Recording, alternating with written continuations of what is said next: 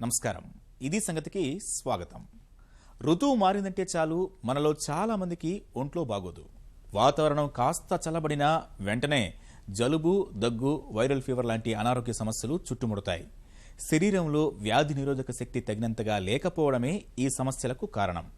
వ్యాధి నిరోధక శక్తి ఉంటేనే ఏ వ్యాధి వచ్చినా శరీరం తట్టుకోగలుగుతుంది. వచ్చిన వ్యాధికి సంబంధించిన మందులు పనిచేస్తాయి. వ్యాధి నిరోధక శక్తి నశిస్తే ఎన్ని మందులు తీసుకున్నా వ్యాధులు తగ్గవు. ఫలితంగా శరీరంలో ఇన్ఫెక్షన్లు పెరిగి ప్రాణాలకే ప్రమాదంగా మారుతుంది. ముఖ్యంగా పిల్లలు, వృద్ధుల్లో ఈ సమస్య అధికంగా ఉంటుంది. కేవలం వ్యాధి నిరోధక శక్తి తక్కువగా ఉన్న కారణంతోనే ప్రతి 5 పిల్లల్లో ఒకరు మృత్యువాత పడుతున్నారు. ఈ కారణంతో ప్రపంచవ్యాప్తంగా ఏటా 1.5 మిలియన్ల మంది పిల్లలు మరణిస్తున్నారు. ఈ మరణాలు నివారించడానికి ఉన్న ఒకే ఒక్క మార్గం చిన్న పిల్లలకు వ్యాధి నిరోధక టీకాలు వేయించడం. వ్యాధి నిరోధక శక్తికి సంబంధించిన టీకాలపై ప్రజల్లో అవగాహన పెంచేందుకు ఏప్రిల్ 24వ తేదీ నుంచి 30వ తేదీ వరకు ప్రపంచ వ్యాధి నిరోధక వారం నిర్వహిస్తోంది ప్రపంచ ఆరోగ్య సంస్థ.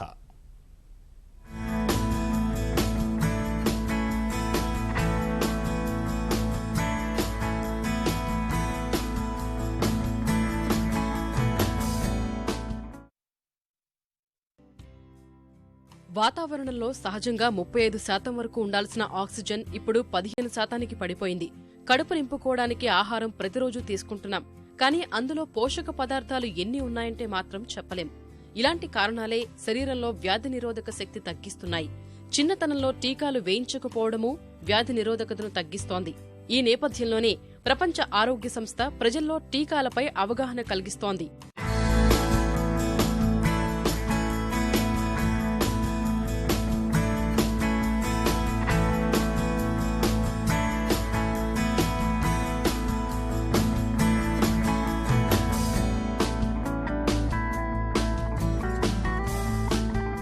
ఏప్రిల్ 24 నుంచి 30 వరకు జరుగుతున్న ప్రపంచ వ్యాధి నిరోధక వారంలో వ్యాధి నిరోధకత సాధించడంలో ప్రపంచ దేశాలు సాధిస్తున్న పురోగతి, 2020 నాటికి 100% వ్యాధి నిరోధక శక్తి సాధించాలని WHO పెట్టుకున్న లక్ష్యం ఏ మేరకు సాధించాం అన్న అంశాలపై చర్చించనున్నారు. టీకాలు సరైన సమయంలో వేయించడం ద్వారా గతేడాది పోలియో, రుబెల్లా, ధనుర్వాతం లాంటి వ్యాధులు చాలా వరకు తగ్గించగలిగారు. అయితే అది పాక్షిక విజయమే. ఎందుకంటే పోలియోను ఒక దేశం నుంచి, ధనుర్వాతాన్ని 3 దేశాల నుంచి, రూబెల్లాను ఒక భౌగోళిక ప్రాంతం నుంచి మాత్రమే పూర్తి స్థాయిలో నిరోధించగలిగాం. అది ప్రపంచవ్యాప్తం అయినప్పుడే వాటిపై నిజంగా పైచేయి సాధించినట్లు.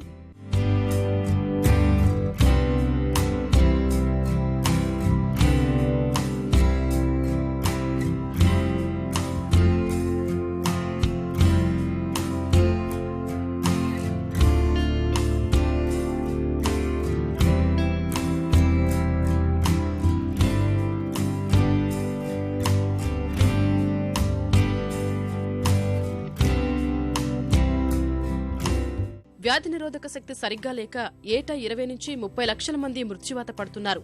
వాటిలో వ్యాధి నిరోధక టీకాలు వేయడం ద్వారా 15 లక్షల మరణాలు ఆపవచ్చనేది శాస్త్రవేత్తల మాట. కేవలం టీకాలు వేయించుకోకే ప్రపంచవ్యాప్తంగా 1,87,00,000 మంది కంఠసర్పి, కోరింత దగ్గు, ధనుర్వాతం వంటి వ్యాధుల బారిన పడుతున్నారు. వీటన్నింటినీ నిరోధించే లక్ష్యంతోనే ప్రపంచ ఆరోగ్య సంస్థ 2011-2020 ప్రపంచ టీకా కార్యాచరణ ప్రణాళిక తయారు చేసింది. ఈ క్రమంలో విధించుకున్న 6 లక్ష్యాల్లో ఒకటి ఇప్పటికే సాధించింది. 2015 నాటికి కనీసం 90 తక్కువ, మధ్య ఆదాయ దేశాల్లో 1 కంటే ఎక్కువ వ్యాక్సిన్లు ప్రవేశపెట్టాలని పెట్టుకున్న లక్ష్యం కంటే ఎక్కువగా 5 ఏళ్లలో 86 తక్కువ, మధ్య ఆదాయ దేశాల్లో 128 రకాల వ్యాక్సిన్లు ప్రవేశపెట్టారు.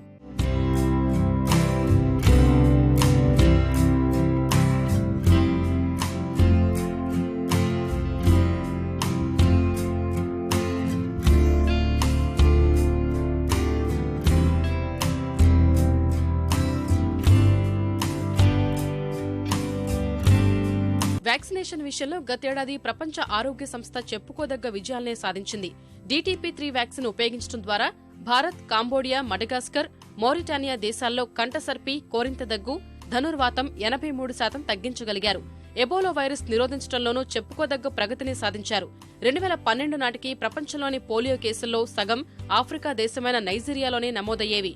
అలాంటి దేశం గతేడాది పోలియో రహిత దేశాల జాబితాలో స్థానం సంపాదించింది. ప్రస్తుతం ఆఫ్ఘనిస్తాన్, పాకిస్తాన్ మాత్రమే పోలియో వ్యాధితో ఇబ్బందులు పడుతున్నాయి.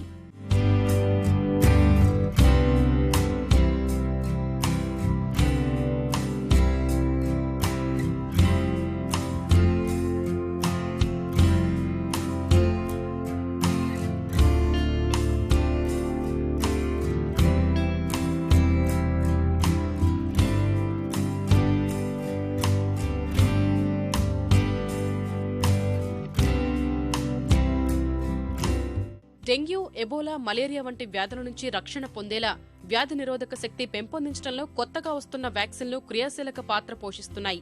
Congo, Ethiopia, Indonesia, Iraq, Nigeria, Philippines, Uganda, దక్షిణాఫ్రికా, పాకిస్తాన్, భారత్లో అయితే కేవలం 60% మంది పిల్లలకు మాత్రమే టీకాలు అందుతున్నాయి. 80% కంటే తక్కువ టీకాలు తీసుకుంటున్న దేశాల్లోనే అధికంగా వ్యాధులు విజృంభిస్తున్నట్లు గణాంకాలు వెల్లడిస్తున్నాయి. ఈ నేపథ్యంలో వ్యాక్సినేషన్ అందరి పిల్లలకు అందేలా చర్యలు తీసుకోవాలని ప్రపంచ ఆరోగ్య సంస్థ అన్ని దేశాలకు పిలుపునిస్తోంది.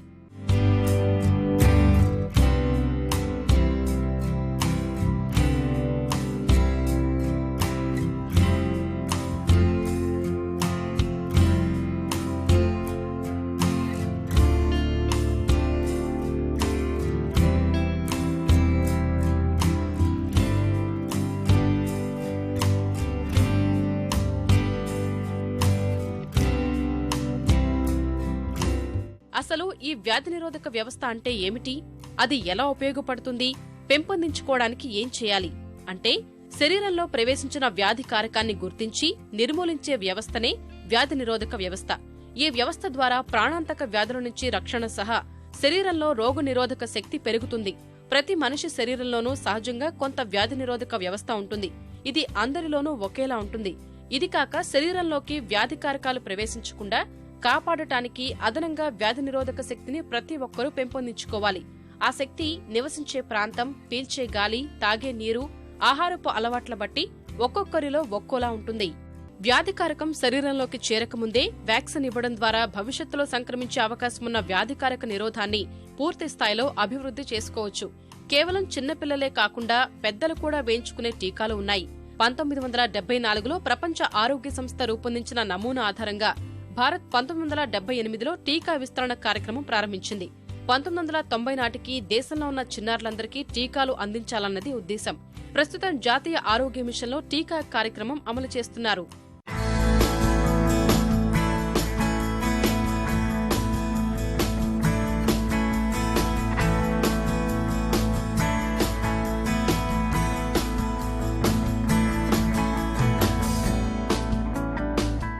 ఇంత జరుగుతున్నా ఇప్పటికీ దేశంలో చాలా చోట్ల టీకాలపై సరైన అవగాహన లేదు. పిల్లల భవిష్యత్ దృష్టిలో ఉంచుకుని తల్లిదండ్రులు విధిగా వైద్యులను సంప్రదించి పిల్లలకు వేయించాల్సిన ఖచ్చిత, ఐచ్ఛిక టీకాలపై అవగాహన పెంచుకోవాలి. జ్వరం, దగ్గు, జలుబు ఉన్నప్పుడు టీకాలు వేయించకూడదు. ఏ కారణం చేతైనా టీకాలు వేయించడంలో అవాంతరం ఏర్పడితే మళ్లీ వైద్యుణ్ణి సంప్రదించి కొత్త షెడ్యూల్ ఖరారు చేసుకోవాలి. పిల్లలకే కాక పెద్దలకు వేయించాల్సిన టీకాలు ఉంటాయి.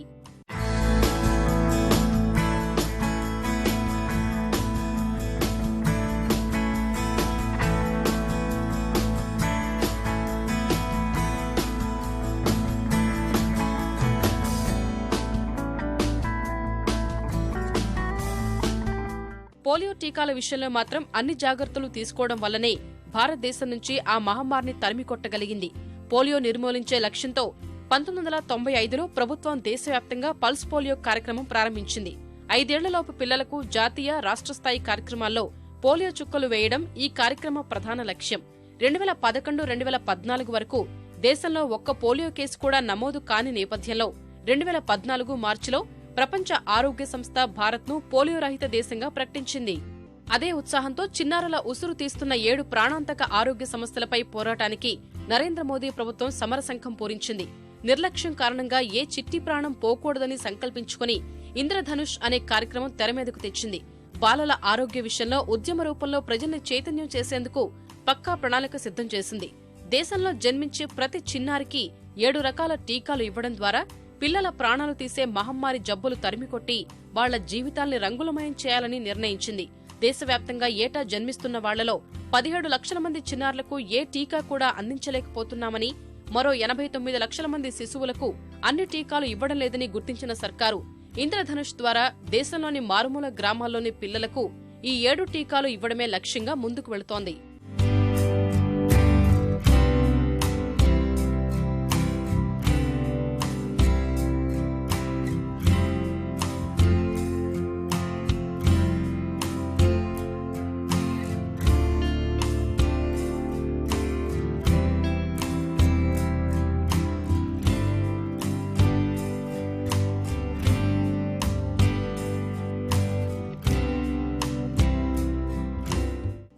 టీకాల ద్వారానే కాక ఆహారంలో కొద్దిపాటి జాగ్రత్తలు తీసుకోవడం ద్వారా శరీరంలో వ్యాధి నిరోధక శక్తి పెంచుకోవచ్చు. ప్రతి ఆహార పదార్థంలోనూ పోషకాలు ఉంటాయి, కానీ ప్రతి దాంట్లోనూ అన్ని రకాల పోషకాలు ఉండవు. అందుకే పండ్లు, కూరగాయల్ని రోజుకో రకం తీసుకోవడం ఉత్తమం. పైగా రోజు ఒకే రకమైన ఆహార పదార్థాలు తీసుకుంటే శరీరం వాటిలోని పోషకాలు గ్రహించడం పట్ల ఆసక్తి చూపదు. కేవలం విటమిన్లు ఉన్న ఆహార పదార్థాలకే పరిమితం కాకుండా వ్యాధులతో పోరాడేందుకు తోడ్పడే ఫైటోకెమికల్స్ ఉన్న పదార్థాలకు ప్రాముఖ్యతనివ్వాలి. లవణాలు, ప్రత్యేకించి జింక్, ఐరన్, కాపర్ ఉండే ఆహార పదార్థాలకు అధిక ప్రాధాన్యతనివ్వాలి. ముడి ధాన్యాల్లో ఇవి పుష్కలంగా ఉంటాయి. రోజుకు కనీసం 40 గ్రాముల పీచు పదార్థాలు అందే ఆహార పదార్థాలకు ప్రాధాన్యతనివ్వాలి. పీచు పదార్థాలు లోపిస్తే మలినాలు శరీరంలోనే నిలిచిపోయి జీవక్రియలు కుంటుపడిపోయే పరిస్థితికి ఏర్పడుతుంది. అంతిమంగా ఇది వ్యాధి నిరోధక శక్తిని దెబ్బతీస్తుంది. కాబట్టి పిల్లలకు తప్పనిసరిగా టీకాలు వేయించి సరైన ఆహార నియమాలు పాటించడం ద్వారా వ్యాధి నిరోధక శక్తిని, తద్వారా ఆరోగ్యాన్ని పెంచుకోవచ్చు.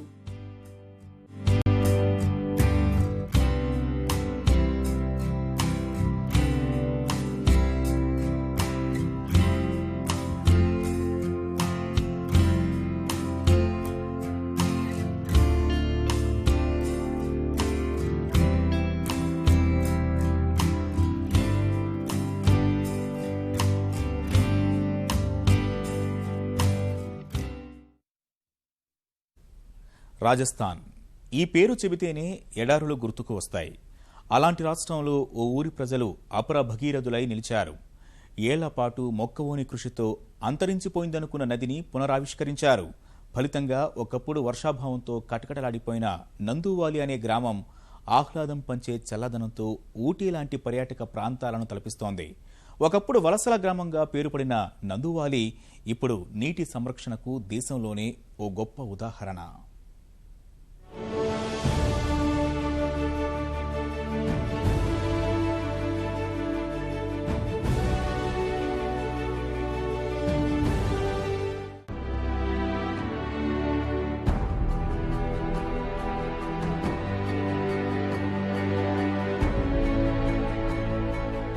ప్రకృతి మనకు అనేక పాఠాలు నేర్పుతుంది. నీటి సంరక్షణలోనూ ఇలాంటి పాఠాలు, ఉదాహరణలు దేశం ముందు కోకొల్లలు. ఎడారుల రాష్ట్రంగా పేరు పొందిన రాజస్థాన్లోని ఆల్వార్ జిల్లా నందూవాలి గ్రామస్తులు సాగించిన ప్రస్థానం ఇందుకు నిదర్శనం. పర్యావరణంపై అవగాహన లోపంతో మొత్తం గ్రామమే శిథిలంగా మారిన వేళ ముప్పును గుర్తించిన వారు అంతరించిపోయిందనుకున్న నదికే తిరిగి ప్రాణం పోశారు. మరో భగీరథ యజ్ఞంతో నదీ జలాల గలగలల్ని పునఃసృష్టి చేయడం సహా మాతృభూమిని సస్యశ్యామలం చేసుకోగలిగారు. నందూవాలి గ్రామస్తులకు ఒకప్పుడు వంట చెరకు అమ్మకమే ఆదాయ మార్గం. అందుకోసం ఇష్టానుసారం చెట్లను నరికేయడంతో పచ్చదనమనేదే లేకుండా పోయింది. వర్షపాతం తగ్గిపోవడం సహా భూగర్భ జలాలు భారీగా పడిపోయాయి. చెట్ల నరికివేత అనే పాపం వర్షాభావం రూపంలో చుట్టుముట్టింది. సమీపంలోని నందూవాలి నది ఎండిపోయేలా చేశాయి. పశువులకు గడ్డి కూడా లభించక ఆవులు, గేదెలు, మేకల్ని కబేళాలకు తరలించాల్సిన దుర్భర పరిస్థితులు నెలకొన్నాయి.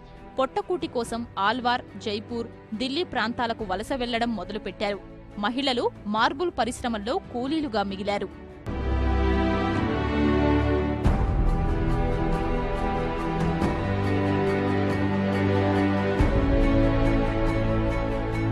ఈ పరిస్థితుల్లో గ్రామస్తులంతా నిర్జీవంగా మారిన 22.5 కిలోమీటర్ల నందూవాలి నదిని పునరుద్ధరించాలని కంకణం కట్టుకున్నారు. ముందుగా గ్రామంలో ఒక్క చెట్టును నరక్కుండా ఉండేలా తీర్మానం చేశారు. గ్రామస్తుల నైతిక స్థైర్యాన్ని చూసి సంభవ్ స్వచ్ఛంద సంస్థ ఆర్థిక సాయం చేసేందుకు ముందుకొచ్చింది. 17 గ్రామాల ప్రజలు చేయి చేయి కలిపి 5 ఏళ్లపాటు శ్రమించి తమ ప్రయత్నాలకు ఒక రూపునిచ్చారు. ఇందుకు వారికైన వ్యయం 30 లక్షలు మాత్రమే.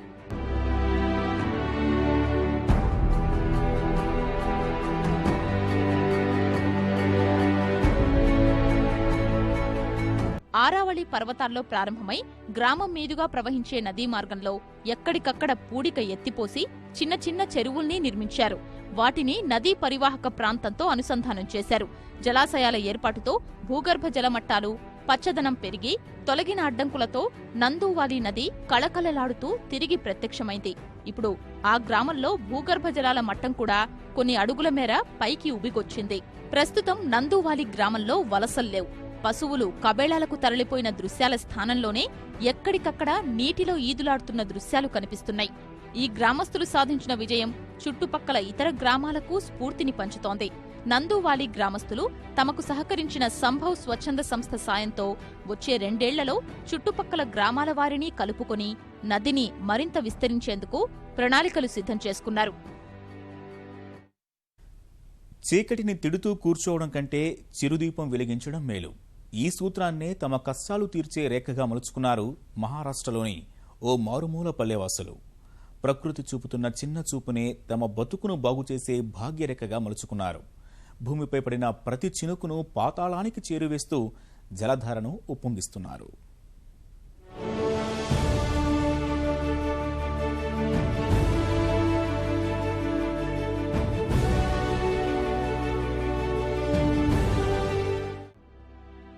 దరేవాడి మహారాష్ట్ర అహ్మద్నగర్ జిల్లాలోని ఓ చిన్న గ్రామం. వరుణదేవునికి ఈ గ్రామంపై చిన్న చూపే. ఏడాది మొత్తంలో సగటున 300 మిల్లీమీటర్ల వర్షపాతం మాత్రమే నమోదవుతుంది. తాగేందుకు గుక్కెడు నీటి కోసం బండెడు కష్టాలు పడాల్సిన పరిస్థితి. ఫిబ్రవరి నుంచే నాలుక తడుపుకుందామంటే చుక్క నీళ్లు దొరకవు. గొంతు తడిపేందుకే ఇంత కష్టాలు పడితే సాగునీటి గురించి మాట్లాడుకోవడం అత్యాశ అవుతుంది. నీటి జాడలేక కరువు కోరల్లో చిక్కుకుంది ఈ మారుమూల పల్లె. కన్నతల్లి లాంటి ఊళ్ళో ఉపాధి కరవై పొట్ట చేత పట్టుకొని గ్రామస్తులు ఇతర ప్రాంతాలకు వలసబాట పట్టారు. బడికి పంపలేని తల్లిదండ్రుల ఆర్థిక దుస్థితితో పిల్లలు ఇళ్లకే పరిమితమయ్యారు. ఇంటి బాధ్యత మోసేందుకు గృహిణులు పడిన కష్టాలు అంతా ఇంతా కాదు. ఇలా దరేవాడి గ్రామం కన్నీటికి సాక్ష్యంగా నిలిచింది.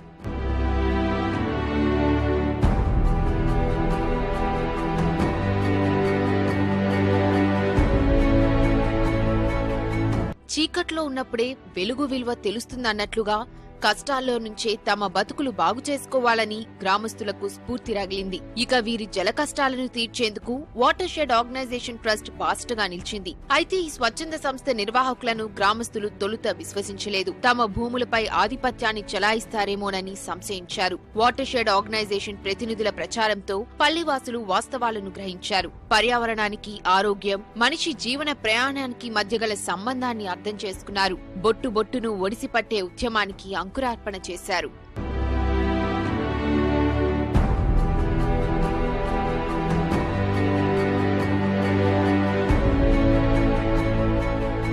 నీటి ఉద్యమంలో గ్రామస్తులు ఐక్యంగా పనిచేసేలా గ్రామ వాటర్ షెడ్ కమిటీ ఏర్పాటుతో తొలి అడుగు వేశారు. ఈ బృహత్తర కార్యానికి దాతలు ఇచ్చిన విరాళాలను పారదర్శకంగా ఖర్చు చేసేలా రికార్డులను నిర్వహించారు. నీటిని నేలలోకి ఇంకకుండా నిరోధించే పొలాల్లో పశువుల మేత, చెట్ల నరికివేతను నిషేధించారు. వర్షపు నీటికి అడ్డుకట్ట వేసి భూగర్భ జలమట్టం పెంచేలా కంటూర్ బండింగ్, చెక్ డ్యాములు, ఇంకుడు గుంతలు నిర్మించారు. ఫలితంగా భూగర్భ నీటి మట్టం దాదాపు రెట్టింపైంది. గ్రామం రూపురేఖలే మారిపోయాయి.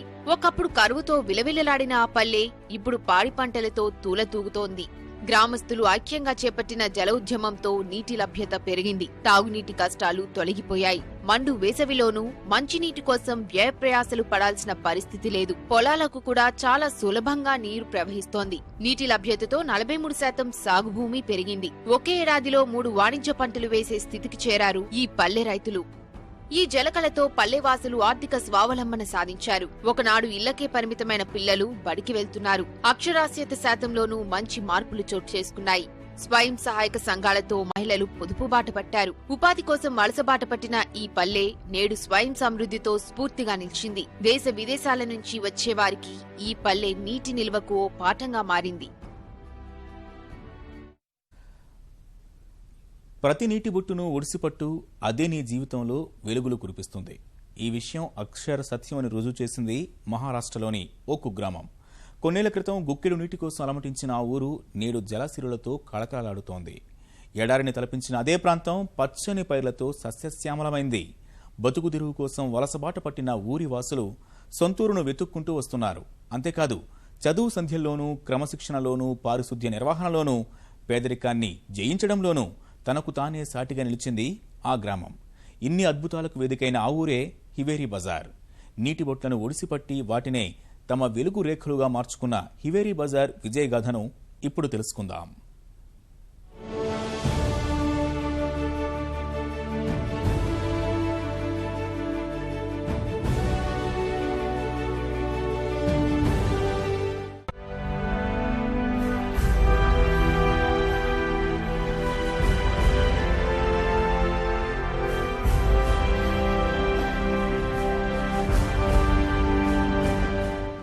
ఇది మహారాష్ట్ర అహ్మద్ నగర్ జిల్లాలోని హివేరీ బజార్. చూడ్డానికిదో ఉద్యానవనంలా ఉంది కదూ. ఎక్కడ చూసినా నీటి వనరులే, పొలాల్లో పచ్చని పైర్లు, ఊర్లో రోడ్లన్నీ అద్దాల్లా పరిశుభ్రంగా ఉన్నాయి. రోడ్లకు ఇరువైపులా చక్కటి ఇళ్ళు, చేయెత్తి నమస్కరించాలనిపించేంత సంస్కారవంతమైన మనుషులు.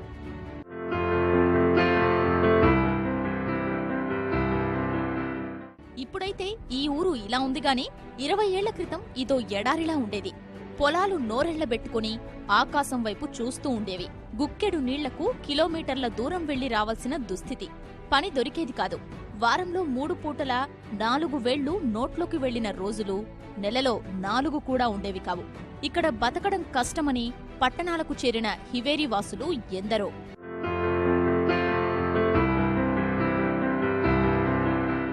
అలా సమస్యల వలయంలో కొట్టుమిట్టాడుతున్న హివేరీ బజార్కు 1989లో మంచి రోజులొచ్చాయి.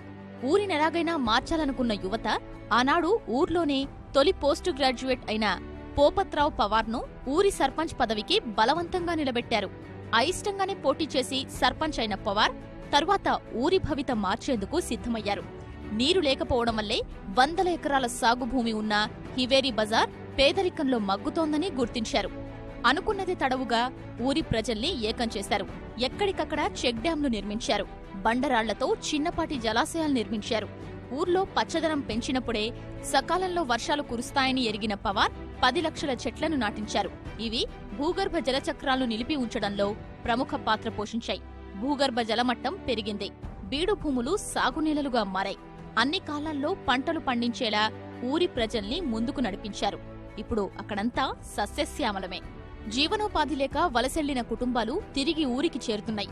ఎకరం భూమి పండించడానికి నానా యాతన పడ్డ రైతులు ఇప్పుడు 20-30 ఎకరాలు కూడా సులభంగా సాగు చేయగలుగుతున్నారు. 1990లో ఊర్లో వ్యక్తుల తలసరి ఆదాయం నెలకు 830 రూపాయలు కాగా ఇప్పుడది 30,000 రూపాయలకు చేరింది. ఓనాడు ఊర్లో 90 బావులు ఉండగా ఇప్పుడు 294 ఉన్నాయి. అన్నీ కూడా నిండు కుండల్లా తొణికిసలాడుతున్నాయి. పక్క ఊర్లలో 300 అడుగులు తవ్వితే కాని పడని నీళ్లు ఇక్కడ మాత్రం 15-20 అడుగుల లోపే పడుతున్నాయి. హివేరీ బజార్లో ఓనాడు 168గా ఉన్న పేద కుటుంబాలు 3కి తగ్గిపోయాయి. వాళ్లను పేదరికం నుంచి బయటకు తెచ్చేందుకు గ్రామస్తులు వ్యూహరచన చేస్తున్నారు. సంపూర్ణ అక్షరాస్యత ఆ ఊరి సొంతం. ఇప్పుడా పల్లె జనాభా 1300 అయితే 38 మంది వైద్య విద్యనభ్యసిస్తున్నారు. పాడి పరిశ్రమపై ప్రత్యేక శ్రద్ధ కనబర్చిన గ్రామస్తులు రోజుకు 150 లీటర్ల స్థాయి నుంచి నేడు రోజుకి 4000 లీటర్ల పాలను ఉత్పత్తి చేస్తున్నారు.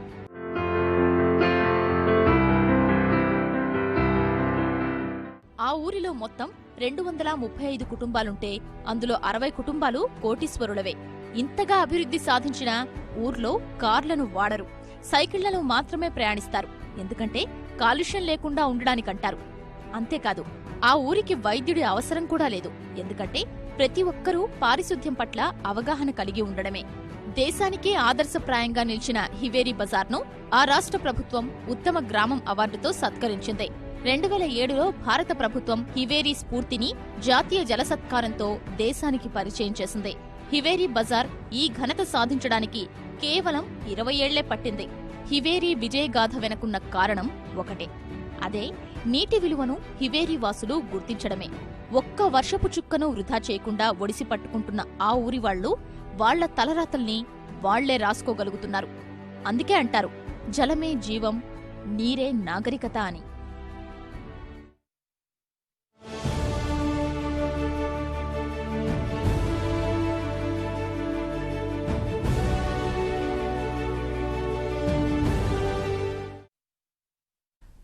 మరిన్ని విభిన్న అంశాలతో మరో ఇదే సంగతిలో కలుసుకుందాం. నమస్కారం.